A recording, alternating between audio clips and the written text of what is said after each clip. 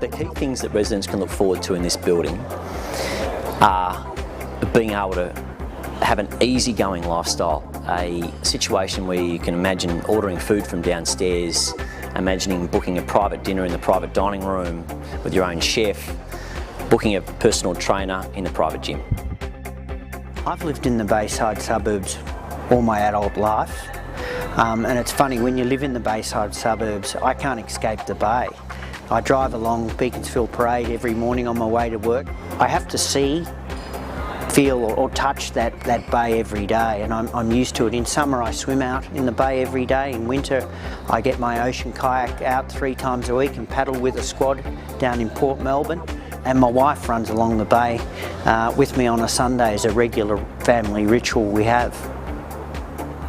The Icon project is offering some fantastic 1, 2 and 3 bedroom apartments with absolutely brilliant views of the city. Some of the apartments have views right across the bay, across Albert Park Lake, down St Kilda Road and right across the city. They're a good mix of affordable properties that can offer you either as an investment or as an owner-occupier. The balconies are set up as a room in their own right, so unlike a lot of apartment buildings where the balconies are like part of the perimeter of the facade, these are like little rooms that are inset into the plan so that there's a really easy exchange between inside and outside. And furthermore, in some of the orientations there's also a series of shutters so you can actually enclose those spaces so they're almost like their own room. Well, I guess there's the grand sort of sunset view that defines St Kilda in many ways, which is the big western aspect. But I think more than that, the northern side you'll get great skyline views back to the city of Melbourne, which is a beautiful skyline in itself.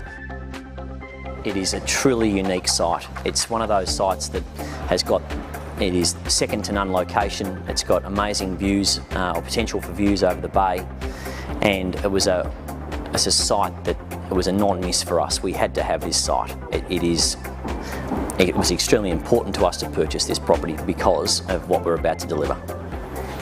What excites me about the Icon more than anything else is being able to drive past it in 5, 10 or 15 years and still being so proud of it. Then I think I know we've been truly successful.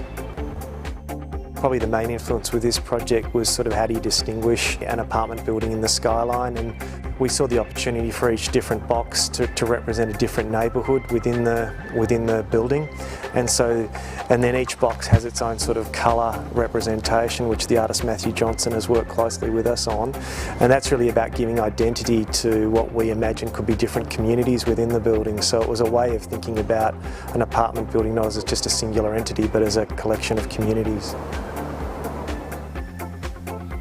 And there's not too many buildings that take a brave approach to actually having a colour palette based on an artist's interpretation of the colour, but also incorporating that colour actually into the building. Whereas it normally would be heavily designed, this has actually a very personal human language to it.